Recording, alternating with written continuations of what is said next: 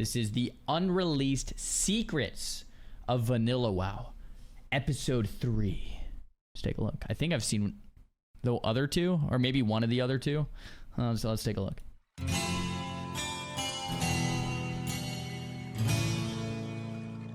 What the heck? What? Little hunchback.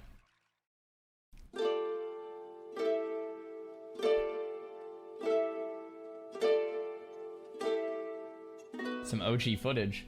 Hey guys, what's up? Mad Season here, back with another video for you. Throughout World of Warcraft's initial 5-year development, there were many features that were either implemented and removed, or they just never got past the planning phase. We've done a couple of videos covering some of these unreleased secrets, and for episode 3, we're going to explore the long-lost Alpha 0.5.3 client. This was the first publicly playable version of the game, and a little fun fact of the history is that this was the version that was leaked out during the internal alpha testing. A person by the name of Skull socially engineered either a tester or an employee of Blizzard themselves, and they leaked it to the internet, where people began reverse engineering it and then making server software, which marked the birth of the private server community. Something that wouldn't be possible without mad coding skills, like with what you can learn from boot.dev. Alright. Boot.dev is a platform for anyone looking to master back-end development, and unlike my voice, it's built to make sure that you never get bored by taking cues from game design to keep you engaged and pushing towards a career in back-end development. You'll find courses here that teach you back-end web development using Python and Go, right from the basics to the more advanced concepts. The lessons are designed such that you're not just passively learning, you're actually coding, which is the best way to learn. And their mission is to make learning to code as engaging as possible. One of the reasons why I'm working with them is that their platform makes you feel like you're... Someone else did a sponsor we watched from this exact company a few months ago on a React video. This actually looks like a pretty cool company, so check him out if you guys want. It's in the link in his bio. It actually looks like a pretty cool company, which I'm sure will resonate with a lot of you, considering that you're most likely addicted to World of Warcraft. It has levels to complete and achievements to unlock, and because it's self-paced, you can learn at your own speed. And if you hit a snag, don't worry, they have an AI to help, and they don't just give you the answers, but rather asking guided questions to help you understand concepts. They offer a 30-day, no questions asked refund policy and a free demo for every course. So if it interests you, you can try it risk-free and see if it's the right fit for you. Click the link in the description and use my code to get 25% off your first payment, which is 25% off either your first month or your first year, depending on which plan you choose. Anyways, yeah, it's a cool idea. To start off here, interestingly enough, cut content can be found from official Blizzard literature. For those of you who have the original game manuals, if you flip to the classes page, you'll find a race class combination that never made it to vanilla, which is the Dwarven Mage. This was said to be cut not for lore reasons necessarily, but rather because the developers felt like the Alliance had more freedom with racing class. I think I have one of the original game manuals back there. I wonder if it says that, like, legit Dwarf Mage, huh? Class combinations, so in classic Blizzard fashion, instead of increasing the combinations. Check. Oh, okay, let me check this. Let me check. Okay, Dwarf Mage. Let's see if I have this. It might be the TBC one. Let me double check. This is like the original battle chest. Races and classes. Dwarf. Class selection. Hunter Mage. It does say it. It does say it, chat. He's not messing around. Look at this. Dwarf. Class selection. Hunter Mage. It's real and true. It's real and true. All right. Mad Season knows what he's talking about. Okay. All right. Bro, look at the condition. This is in, by the way. Look at the condition these are in. Look at that. Look at the mint condition the battle chest guide is in. Yes, it has been sitting in my mom's attic for 20, 30 years or however long. Never before opened until now. I just ruined the value. Okay. All right. Let me put this back here and we'll continue the video. For Horde, they piss off everybody by removing this particular one for the Alliance. But this wouldn't be the only interesting thing in the manual. If you were to look at the races section, you would also find the I just put it away, man! Original troll models. These have become rather infamous over the years for their ugliness, for a lack of a better term. They were changed to be a little bit more appealing to the eye because all of the beautiful people were on the Alliance, not just in real life, but in game as well. And this would be something that would be taken a step further in the Burning Crusade expansion when, controversially, the Blood Elves were added, which was a pretty big deal back then because they didn't really mesh with the aesthetic that the Horde had at the time. I can't believe that they gave us fucking Blood Elves. They're not evil. You ever gone to fucking Blood Elf City Silvermoon? All these fucking pretty colors and shit. And this wasn't the only model change. A keen eye can notice very slight differences in posture and even animations with pretty much every race and sex in this alpha. Apparently, Blizzard felt that they were a little too roughshod, and they gave model and animation updates across the board sometime during the beta. Next, we have an actual feature, and that's the original talent system. In vanilla, as you know, all classes eventually landed on the talent tree system, where each level you gain attributes and a talent point to spend in 3 different trees that drastically change the gameplay of your character. Before that, though, they were much more classic D&D RPG-like, where attributes weren't automatically granted upon level, but instead were chosen. Each level you would gain talent points, and you could spend them on a variety of different things, such as attributes. I'm glad they did the talent trees. It's just easier to understand. This would have been like a lot of thinking, and it's just like harder to be like, okay, well, what spec am I actually playing right now, you know? Attributes, defensive talents such as dodge, regeneration, shield blocking, armor, magic resists, or offensive talents would be increased damage versus certain enemy types like beasts or humanoids, or interestingly enough, even the ability to track them, which was, of course, eventually given to hunters. You could specialize in different weapon types and increase their attack rating, like one-handed and two-handed maces, swords, axes, depending on your class. The system was eventually scrapped based on the premise that it offered the illusion of choice, and everybody just picked the best talents, so it didn't really have any reason to exist. And well, I mean, you could make that argument for like any talent tree in existence ever, because gamers just do that. It's like, well, what's the best spec? Well, I'm just gonna play that then, you know? This would be true to some extent with the reworked system, but on the flip side, there were a few different builds for each class that offered pretty varied playstyles, such as the subtlety PvP rogue versus combat PvE, or a tanky demonology warlock versus the glass cannon destruction, to name just a couple of examples.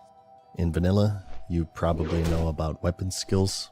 You get a new weapon, train it, and flail wildly at enemies, missing 90% of your attacks because your weapon skill is too low. Yep. Well, originally, magic functioned similarly. Oh my gosh. Where each time you used a spell, the appropriate magic school would increase in skill level. glad they So, cast a got rid of fireball, that. gain skill in fire, you throw out a heal, gain skill in holy magic, and so on. In the release, the skill is still in the game, but it was changed to just level up automatically every time that the players level up. Oh. Next, going back to... Wait, so when I go in-game right now and go to skills, Arcane, Fire, and Frost. Interesting. Weird. I never noticed. It is there. It is a class skill that levels up automatically. Huh. Cut content, we have the Undermine. Early pre-release maps reveal that it was intended for vanilla in 2004.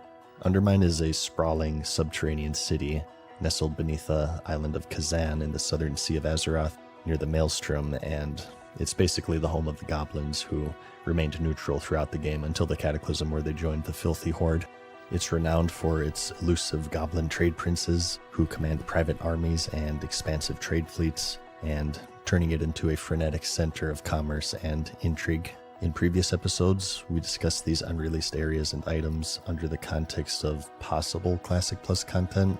You can't really get closer to the spirit of vanilla than areas that were actually planned in vanilla. And although this never made it past this concept stage, it was seriously considered at one point, and it could have some potential in this undefinable classic. Dude, like, to me, that's what Classic Plus should be.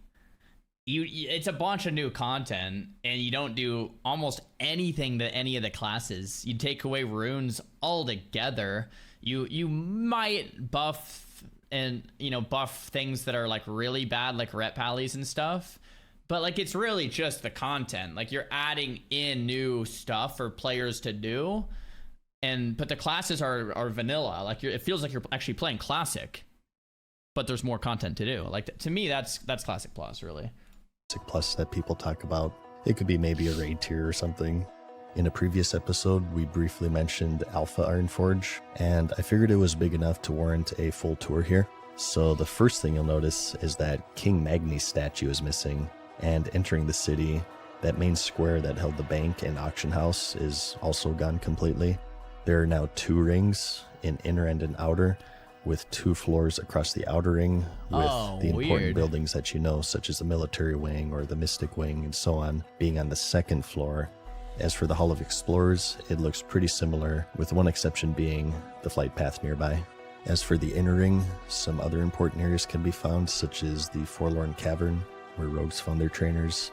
You can also... The flight path in the middle was a good call. Yeah, really good call, because then it's just more central to get to for absolutely everyone. Find the bank here, complete with guards falling out of the sky, and also Old Ironforge, as it's known, which we showed off in a previous episode since it was tucked away in the throne room in the new version. In this version, this was the actual throne room where King Magni resided. Oh, interesting. Brooding that they haven't finished his statue yet. The Deep Run tram can also be found in this inner ring. You get there by way of an elevator, and it looks very different. You'll recognize the architecture from Nomragon, and holy shit. Dude. Come and play with us, Daddy, forever and ever and ever. Bro, okay. Whoa. That's scary. The trams were never implemented before the remodel, but there are 2 different directions where it splits off to. It's theorized that this would take you not only to Stormwind, but also Darnassus. Obviously, in the final version, we only got Stormwind, which, if you're curious on the other side of things, what would eventually be the Deep Run Tram entrance is just a brick wall. So the reason why all of this was changed was that players kept getting lost, which isn't surprising considering that the map wasn't even available in this version of the game. But anyways, for the next one, going back to Stormwind, Alpha you'll notice housing, that one of the attractions in a previous episode, that scrapped housing district, is also missing. And that's because at this point, players were actually able to place houses themselves. So this was a very short-lived feature, but yes, Blizzard did at one point give players the ability to find a spot in Azeroth to plop down a house. This went through a few iterations, actually. I'm so happy they didn't do this. I know some players are like begging for a feature like this, but I'm actually happy they didn't. There was another landmass set aside, mainly for testing, that actually existed in the world, as placing them anywhere in Azeroth, you would run into obvious issues such as blocking off critical questing areas, to name just one. This eventually fell through because the real estate was just too scarce, and they were already struggling fitting the Eastern Kingdoms and Kalimdor into their own instances. In fact, one of the reasons, besides time, that the Outland was pushed back into its own expansion was because they simply didn't have room for it. So after all of this, eventually, as said, they had plans to make their own housing instance in Stormwind, probably somewhere else in Orgrimmar for the Horde, but that didn't pan out. And it would stay that way until Draenor, which had the infamous garrison system, which had its own host of issues that we'll save for another time. Don't worry, we'll do another episode about that expansion entirely at some point. And next, we have an oldie but a goodie, and that's the survivalist profession. So this was a scrapped profession removed in the beta of the game, intended to aid players in traversing the world of Azeroth. As it turned out, the ability to make campfires was given to cooks, but this was originally a survival skill, along with the ability to light torches. You see, at some point, the dark areas in Azeroth were really dark. Interesting. And they record the use of torches to be able to see where you were going, as well as giving you spirit. The way it worked was that you bought the torches from vendors, and then you lit them at campfires, and they would only last for a short amount of time. I'm glad they pivoted away from this too. it's like a cool idea, but I feel like it would take away from the MMO. Like, this isn't like a survival game. It's a, you know, it's an MMORPG. I feel like they had some really good ideas, but decided to pull away from the right things in niche where they should have, which is smart. I think one of the common mistakes that we see is a game trying to do everything instead of trying to do one or two things like very well. I'll actually criticize Twitch. I mean, I stream on Twitch. I like Twitch, but I will criticize Twitch. They released something called Twitch Stories to try to compete with YouTube Stories or Instagram Stories or whatever, and like no one uses them. It's like, it's a classic example of trying to do too much instead of doing something very well. Twitter tried that as well, Twitter Stories, and they got rid of them. They realized it was going to make them, it was just a big mistake. Twitch will probably get rid of Stories, I'm guessing, very soon, because literally nobody uses them. And yeah, it's just like one of those things, spreading yourself too thin. We talk about it all the time. There's a really good book that I mention all the time. It's called Essentialism by Craig McCohen, and he goes in depth in that topic if you're interested. And it's sort of like that crypt area in Dark Souls where you needed to use that skull lantern for those of you who played that game. The campfires functioned pretty similarly, providing a spirit buff to those who sit near it, as well as allowing players to cook food, which made it for a good pair for cooking back when it was a primary profession. So this too has a lot of potential for Classic Plus. It's even been explored on private servers such as Turtle WoW. It would be a pretty interesting hardcore touch, I think, to have areas for hardcore, yeah, maybe even dungeons and raids where they're pitch black and they require torches to navigate certain areas. Maybe a boss fight that requires torches in order to fight them. But yeah, anyways, that about wraps up this. They're actually doing that in War Within. If you guys have played the War Within Alpha or the War Within Beta, there's a dungeon that's completely black, and you have to get torches to illuminate certain areas to kill the boss. Yeah, it's in War Within. Episode. Before signing off here, in case you missed it, I recently relaunched the Lil Meds plush. If you missed that from last year, the campaign is running for a couple more weeks for those of you who want to recruit this limited time DPS warrior to your party. He does not tank, just so you know. Nice. He never did the quest for the defensive stance, so don't even ask. But he does some pretty good damage. But yeah, anyways, like the video if you liked it, because I'll see you in the next one. Peace. Very good video. I like these unreleased secret videos. They're always just like fascinating. I actually knew a lot of the stuff in this video, but I didn't know some others. Like this troll model is like crazy. Like what the heck is that, man? All right, GG's. We got that in.